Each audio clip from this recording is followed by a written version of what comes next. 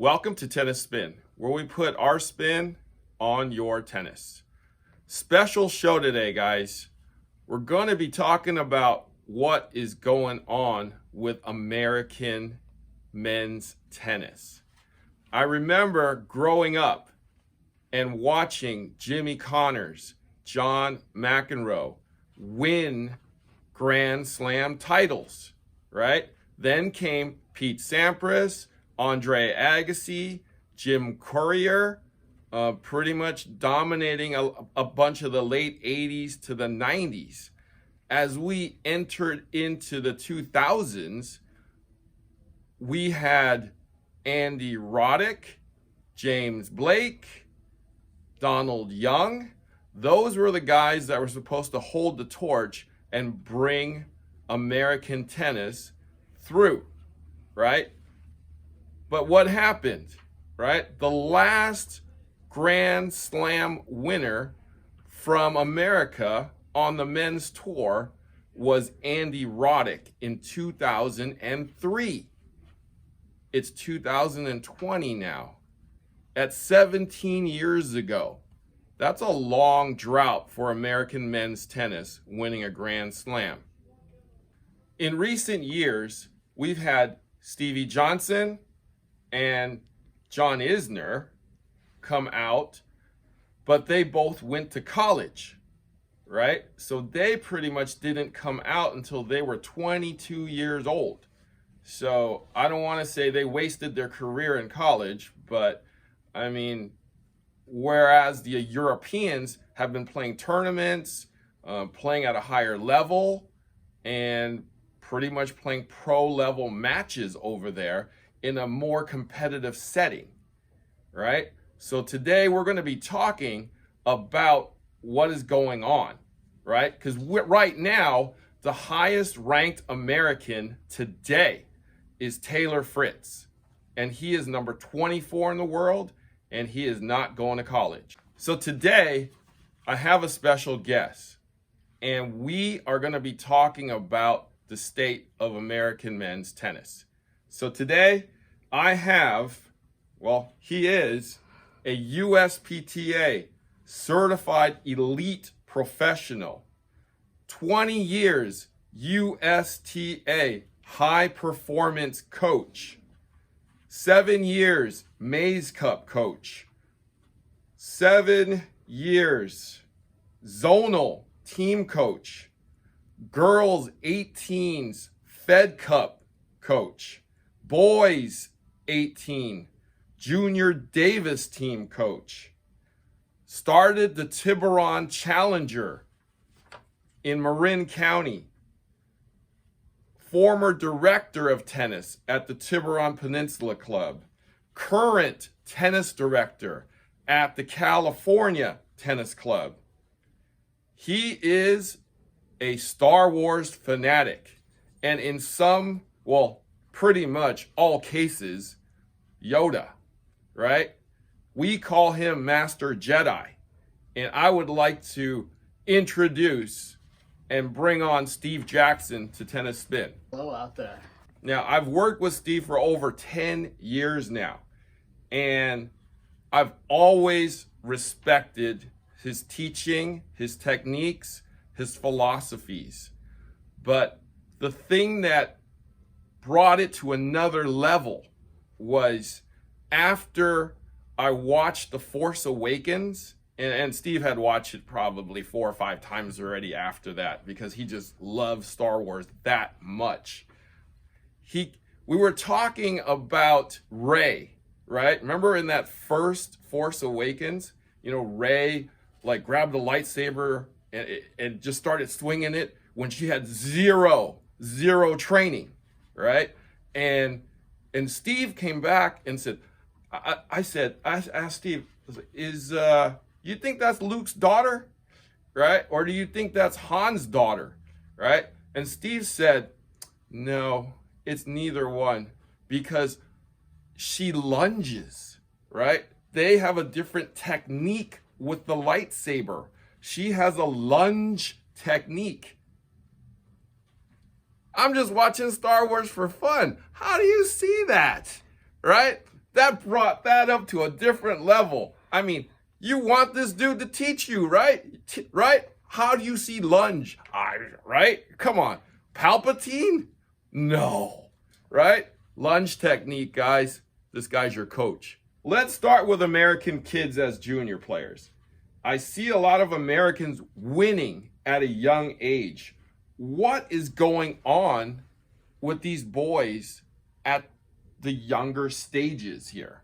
First of all, thanks for having me. It's a pleasure to be here. You guys do a great job. I watch you guys all the time, and I really appreciate the work you're doing in tennis and bringing knowledge out to the world and to players around the world.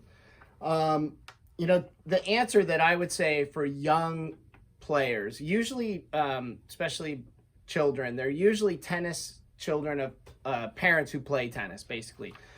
So they get exposed to it at a young age. They often have some lessons. You know, you quickly find out that you find some kids who are competitive and the parents embrace that. They take them to the tournaments. They get them more lessons. They find little clinics for them to play, and they go on to nationals. And you'll see that as young athletes, at that stage of development, American tennis is on par with the world, maybe even ahead of the rest of the world at that point. But things change as they get older, and what tends to happen is that because they become so specialized so early, their lack of athleticism begins to get exposed. And I think that's one of the downfalls of being specialized in such a professional way at such a young age. I think we need to continue to develop athletes when they're young. Let them play multiple sports. Let them get a taste of what it's like to play team sports. Don't isolate them like little islands and create little professional teams at 12 years old. Let's let them grow from 8, 9, 10, 11, 12 into really good athletes. And then around 12 is when they're going to have to choose to be specific on which sport that they're going to play. And by then they'll be passionate about one of them, hopefully tennis, but it could be one of the other sports that they were introduced. You're basically telling me Omi Osaka thing, where let them grow, right? Don't force them into the game, even though they want to do it. Have them do other things, and then kind of have them love the sport. Have them peak maybe in like the early part of the teens to the middle part of the teens, so that they don't, you know, wear out their joints and wear out their mental state by the time they hit that age. Yeah, I think, you know, tennis is a pretty lonely sport. It's, you know, one player against another. You don't even have a corner man like in boxing. You're out there by yourself. And for young kids to start in that arena competing for many, many years, by the time they get to their mid-teens, they're usually mentally very burnt out. And so I think it's important to give the impression to your child that there are a lot of sports and that they're going to play with teammates. They're going to learn to get along with their coaches and assistant coaches. They're going to have coaching mid-game in basketball and in soccer and in football or hockey, whatever it is they're doing. And then tennis is another one where they have to do those decisions and make those coaching decisions and assessments on their own, but you don't overload them at a young age. You let them develop. And then if they say, you know what, I really like tennis for these reasons. I like coaching myself. I like not having to depend on teammates always to carry the ball or catch the ball or kick the ball. And I really love tennis because it tests me personally. Then you know you have a tennis player, and then you go full board and help them train like that. But that's usually mid-teens, and by then they're developing physically, so they haven't been overtrained. You haven't put a lot of loads on their joints, and we avoid injury. And mentally, they're still excited about playing, which is the most important thing. So there's a catch-22 here, because in order to either go pro or to get that college scholarship, we kind of have to commit to the game pretty early. Back in the day, you could probably multi-sport if you were athletic enough and do the whole tennis circuit with it. But at as tennis goes, we kind of have to know our path, I would say at the latest 14 or 15 years old then, though, right? Would you agree with that? I think about 12 is when that starts to hit, because what happens in all sports is that as they get more intense and more specialized, there are more requirements to continue to progress in your sport. So if you're a soccer player and you're playing just local rec soccer and you're really good at it, and then you move on to upper house soccer, and then you're the star on that team and you quickly advance to select, all of a sudden you're progressing through and there are tryouts now. And so you're getting selected to be on the A team of the select team. And then that team goes on to play the state cup. And then if they're really good, they go on to play it nationally. And so what happens is as you progress as an athlete, whether it's tennis or soccer or other sports, the coaches start to demand you practice year round, compete year round. Tennis is the same thing. So you'll start off playing locally in the 10s, even the 8s, having fun at your local club tournament, and then you play the 10s, and you maybe play a little local Northern California tournament if you're from Northern California, a USDA tournament. And then, if you succeed in that, you start getting a ranking. And usually tennis players are very number oriented. They see their ranking, they want their ranking to get higher.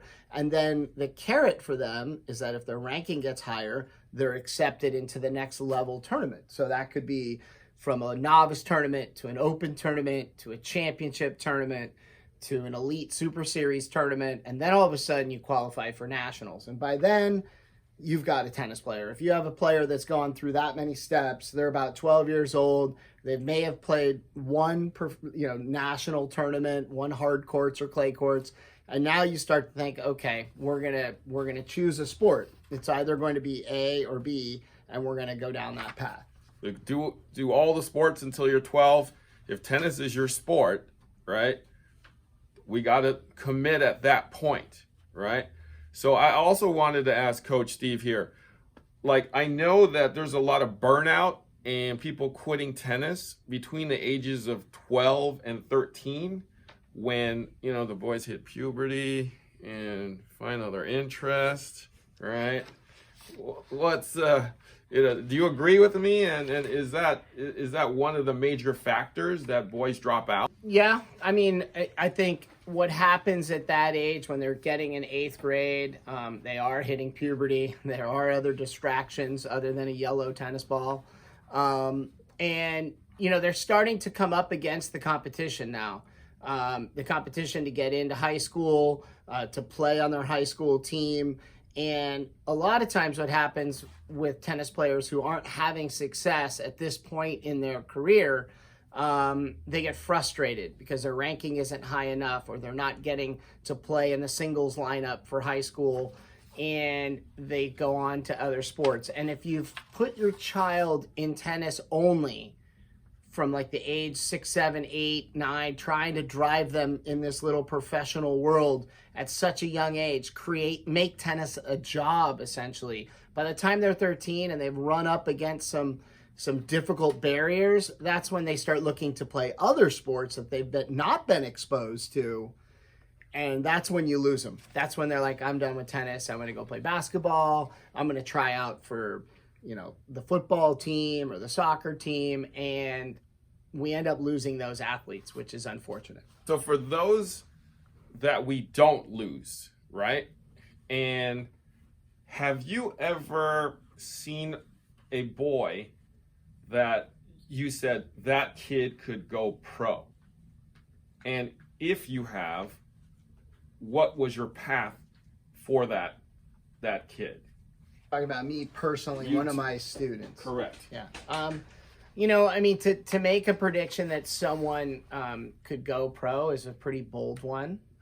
Although I think if the more experience you have as a coach, you'll realize that you can see talent that might allow someone to have an opportunity to play professional tennis. I've had many students that had talent that I tried to nurture along and help them along their vision of trying to be a professional tennis player.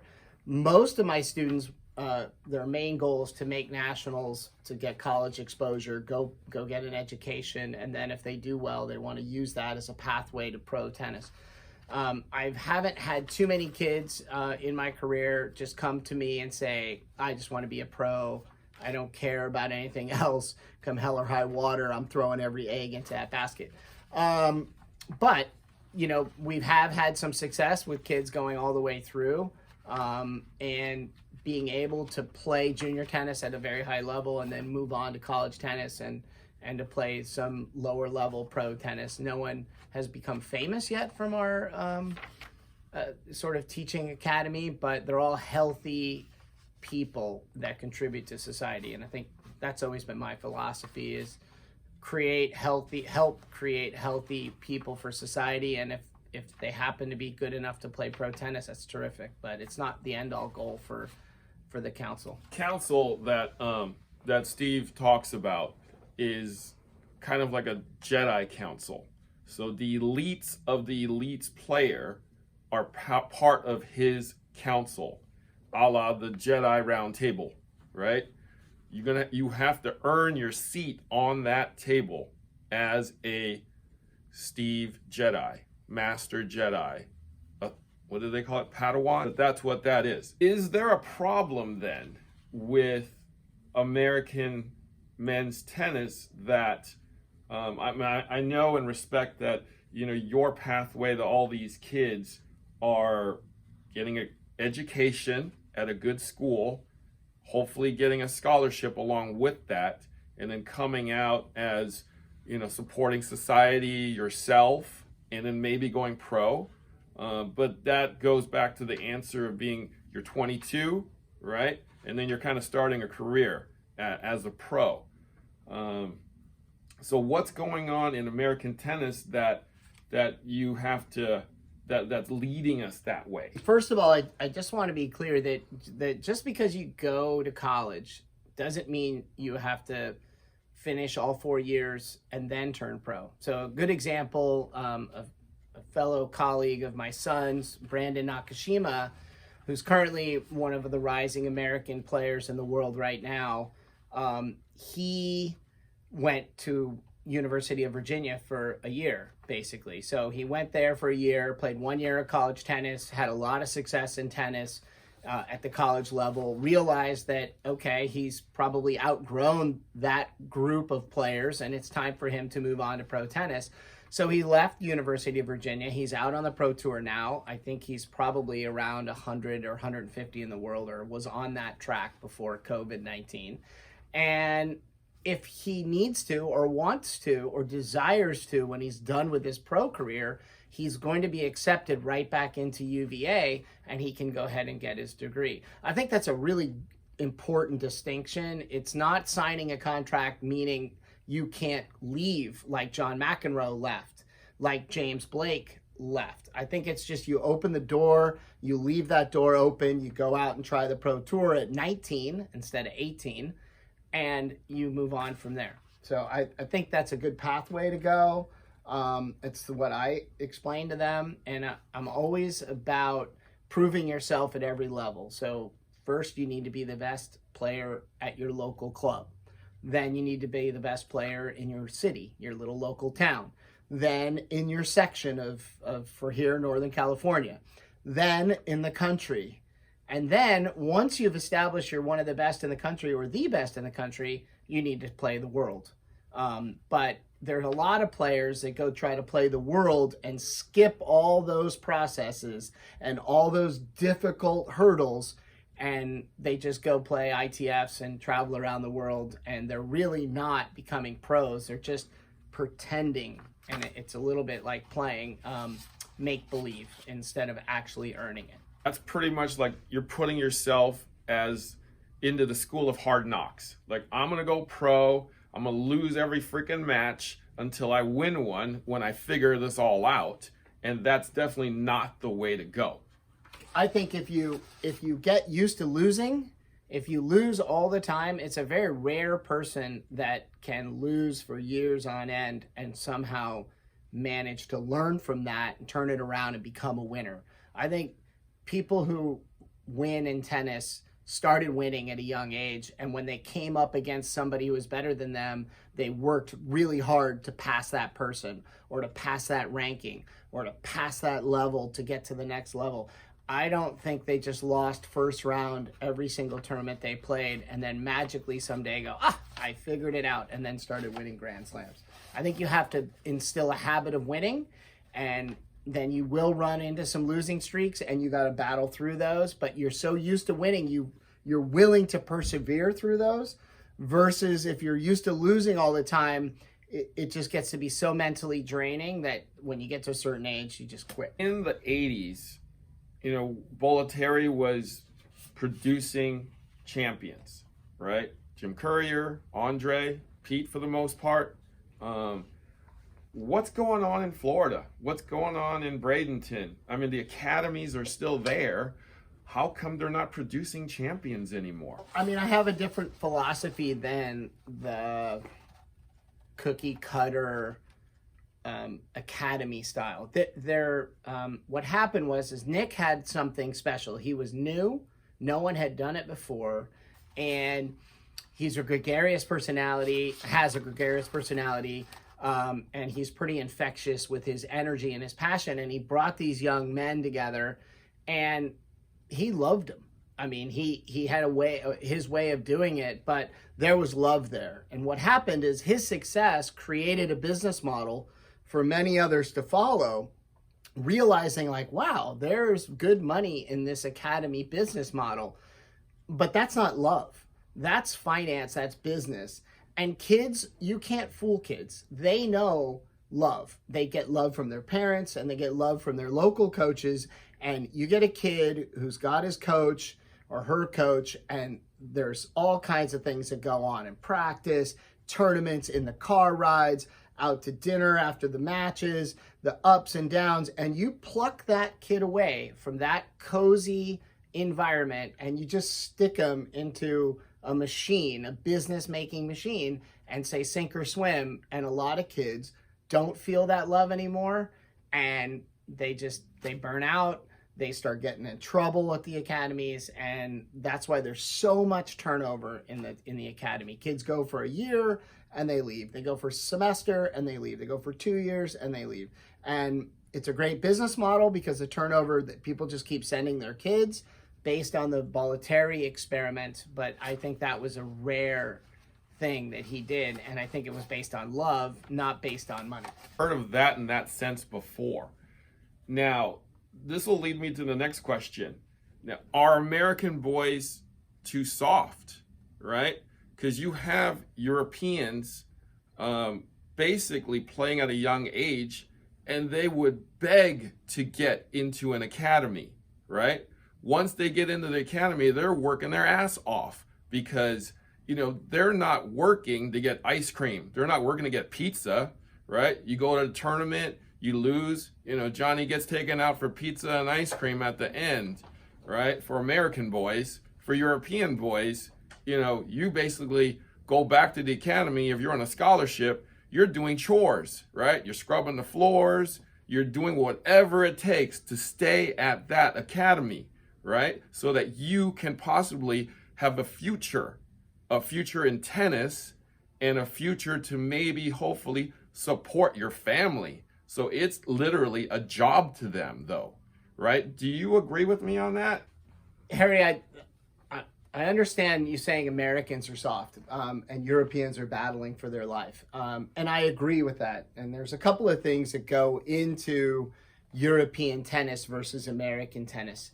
The Europeans, first of all, school is not as important to them in terms of high school.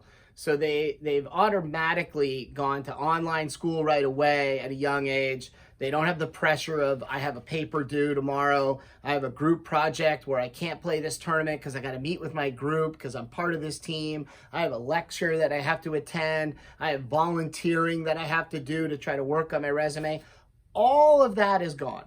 They basically have just tennis, and tennis is their ticket out of whatever hardship they're feeling. And the other thing about European tennis that we don't have the luxury of is they're so close country to country that a train ride from Spain to France is only a couple of hours, or to Italy or to Germany. And so what happens is all these countries host these tournaments, and great players can travel fluidly and easily to different places. America is huge in comparison to the rest of the world. And as far as tennis goes, when there's a national, we've got to have the entire family fly to a whole nother state across America, to New York or to Florida or to Texas and vice versa. And there's so much travel involved. It's difficult for families to make that happen and for players to have that happen. The other thing, and I think this is maybe speaks to the difference between Europe and America more, is in Europe, the three major sports, and I would sort of list them as soccer is their premier sport. They get their best athletes in soccer. Their second best sport in Europe is tennis. All of the athletes that don't like soccer, but who are just as good at athletes, the best in all of the countries in Europe, play tennis. And then I think the third sport they have, and they're not as athletic, but they're still great athletes, and they play golf, right? In America, if you think about the sports that we have, a lot of our top athletes, the majority of our top athletes, are lost to basketball, are lost to baseball, are lost to football, and are even lost to hockey. And, when you think about it economically, if parents are sitting down and wondering like, well, what, maybe if there's a pro career out of this, which one makes the most sense? Well, in baseball, there are 32 teams, 32 players on a team. That's roughly 1,000 guys in the league. And the minimum in the league is somewhere between 400 and 500,000, even if you're sitting on the bench almost every game. If you're ranked 1,000 in professional tennis, you're probably losing 400 to 500,000 a year. That's a little exaggeration, but you're losing money. You're traveling all over the place. You're spending for hotels and flights and everything else. So you can see why in America, athletes gravitate towards the more lucrative professional sports, and tennis is down. So you really have to be a kid who was exposed to tennis by their parents. You have to be a kid of means to travel this big country to play these tournaments. And by nature of those constraints, we don't get the top athletes, whereas Europeans do. And I don't think Americans are soft. I just think that we're getting a trickle-down effect of athletes in our sport. But that's not true on the women's side. And so I know we're talking about men's tennis, but just to draw the comparison, in women's professional sports in America, if you were sitting down looking at it just from a finance standpoint and said, well, what sport is the best sport for a girl in America? Who's going to fill a stadium of 25,000 people? Who's going to have TV coverage and sponsorships and lucrative sponsorship deals? It's tennis, right? And so if you look at American sports, you have women's tennis up there, and then maybe women's golf. And then, you start getting into soccer, but that comes and goes, and basketball comes and goes. And so if you look at the women's rankings in the top 100, the Americans dominate that side. Why? Because our best female athletes, if they're not Olympic athletes, go into playing tennis. And in Europe, they have same issues, but they're not nearly as strong in the women's side in Europe because their best athletes aren't matching up to ours. And that's what I think, and that's what I think is up with American tennis with the boys. Have too many options, and the elite people go off and play other sports. Now, so are you saying that tennis has kind of become the elitist sport again? Whereas, like Venus and Serena came out of Compton, playing in the, in the playground. I know when I was growing up, I could do a pickup game in any kind of a playground by my house. I don't see that anymore. So to grow a kid, a pro kid, from that kind of grassroots, I don't see that anymore. Do you see that? Or, I mean, you just said it. I think what I was saying earlier about the academies being very good businesses is that, we've specialized too soon. right? We've taken our young boy athletes, we specialized them. We didn't let them grow into other sports and become great athletes. We handpick them to play tennis. We send them to these machines called tennis academies, turn it into a job right away. And we've gotten rid of the grassroots of tennis, the going to the park and just playing adults and everybody playing everyone. And we've gotten into this where we have monetized the sport as coaches and as academies. And I don't think that's a good way and a good approach to develop kids. I think the grassroots approach, and if you think about it again, Serena and Venus in Compton, but with their dad, right? No one loved them more than their dad. Sometimes he could be boisterous about them, and some people he could be offensive to, but there's no doubt that he loved his girls and does love his girls. And that love is what drove them to want to keep getting better. And he protected them, and he eventually, when they got older and good enough, took them to Florida to get really good training. But the initial ingredient was love of the sport, love of the family. And if you break that up and turn it into a business, and I'm going to send my kid to Florida for 2 years, and that's all I have to do, and he's going to come back or she's going to come back a pro, it doesn't work. That formula has been going on since Nick tried it, and it still hasn't produced a Grand Slam champion. 17 years and still going. The drought goes on. Yeah. Now, Coach Steve, what do you see then for the future of men's tennis? I mean, we got Taylor Fritz at number 24 right now. I don't know him very well. Can he be a Grand Slam champion? Is there somebody behind him, like the guy that you talked about? Is it Kevin?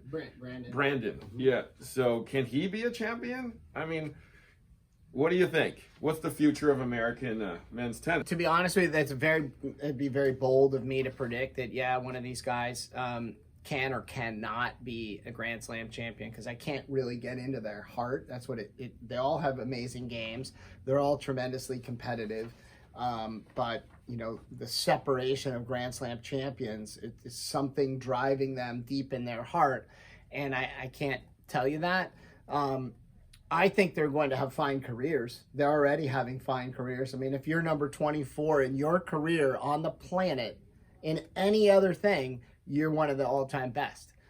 So they're doing very well. They're just not able to crack through against these 3 or 4 or 5 guys like Novak and Nadal and Raj, and now Dominic Thiem is trying to get in the mix, and Wawrinka is still there. It's hard to say. I'm not sure I can say that they're ready at that level. I mean, I know this sounds silly, but I mean, you have Novak Djokovic sitting in ice cold mountain streams, like in order to control his body emotions. I mean, that's how intense those top guys are. I'm not sure Taylor Fritz is somewhere in the mountains sitting, half naked or naked in an ice cold stream. But that's pretty extreme behavior, and that's what those top guys have. Very extreme work ethics and heart. But someday we're going to have that. There's no saying that out of all of our athletes in America, we're not going to have a Grand Slam champion. And I believe it will. It's going to take a special person, like the current ones are special. And it'll come back around, I think. Novak, got to retire, right? We know Fed's right around the corner from retiring. How many more marathons can Nadal run? I think in the next few years, there'll be a changing of the guard. Yeah. Steve Jackson has a son who is just finishing up his freshman year at USC. And he cracked the top 6 this year until all this craziness happened, and he was doing very, very well. So that is a very, very strong team led by Brandon Holt, who is Tracy Austin's son. Okay? So my question to Steve is, when he gets his college education at age 22, and you believe he's good enough to go pro, will we go that route with Ryder Jackson? Great question. One of the things that I've tried to do as a dad is to really be dad and not overcoach. Although I had a lot of Jedi influence, and used a lot of different mind tricks to help him along the way. But that only works on the weak-minded, and his mind has gotten a lot stronger, so I can't just say these are not the droids you're looking for anymore. Anyway, I think, like I said before, if Ryder has a really good college career or has this incredible upward momentum and, somehow gets into the NCAAs and wins it or something and proves to himself. He's always been a product in our house of you have to prove yourself. So, when he was little, he had to prove himself to make nationals. I said, if you make nationals, I'll take you because you earned it. And when he got there in the 12s, we took him. And then the 14s, we took him. Then in the 16s, I said, well, if you're one of the best kids in the country, if you win some nationals, and you want to do homeschool and try ITFs and maybe play Junior Wimbledon in the US Open, we'll figure out a way to do it. Even though we're not in a financial position, we'll find a way. And he won 14s nationals, he won 16s nationals, and he was 5 in the country. And we offered it to him. Said, look, you're a junior in high school. If you want to stop now and give this a run, we'll figure it out. And he was very close to doing it. He said yes. And then he said no. And so he went to college. And so that's where he is now. Like, he's going to have to prove himself. So USC was #1 in the country in college tennis. And there were 8 exceptional players on the team, a couple of them from a foreign country. And he had to prove himself. He made the team. He played number 5 and 6 and had the second highest winning percentage on the team. And the team won the national indoors. So he's proving to himself he can do it. And he's proving to us that if he wants to turn pro, that we would support that and try to find a way to finance that. Tennis, I just learned that today, right? Tennis is about proving yourself, right? Like baby steps, right? Like John Wooden's pyramid of success, right? Before you go play, you got to put your socks on right. You got to tie your laces correctly, right? Before you can, run out on the court and start shooting baskets, right? Or else you're going to trip over yourself, right? Yeah. So baby steps leads to bigger steps. I would like Steve to take us out with his Jedi coaching words of wisdom. Take over, Master Jedi. My best wisdom I could pass along to young parents with young athletes growing up is to really let your athletes prove themselves in every stage. Make it an earned experience. So first become the best player in your club, then become the best player in your local area, and then become the best player in your section. And then if you get to nationals, become the best player in the country and go from there. And every step along the way, as a parent, you have to support that once it's earned. You're not giving it to them. You're not writing a check and sending them to this tournament. They're earning their way. But when they do, you're going to support that because that's the message you want to send to your child, that if they earn it, you're going to do whatever it takes to support them. And I think in tennis, we're a numbered based game and we're a ranking systemed game. And I think kids start to latch onto that and they realize if I achieve this number, if I achieve this ranking, I can get into this tournament. And then they see that their team, their parents support them. It inspires them to push through barriers that they may not have ever thought they could push through. And they come out the other side so much more confident and so much more willing to take on the obstacles of the world. And right now there are many. And we need that in our young athletes and we need that in our society. Thank you so much, Master Jedi Steve. May the Force be with you. And don't let the dark side take over your tennis. Thanks for watching Tennis Spin, where we put our spin on your tennis.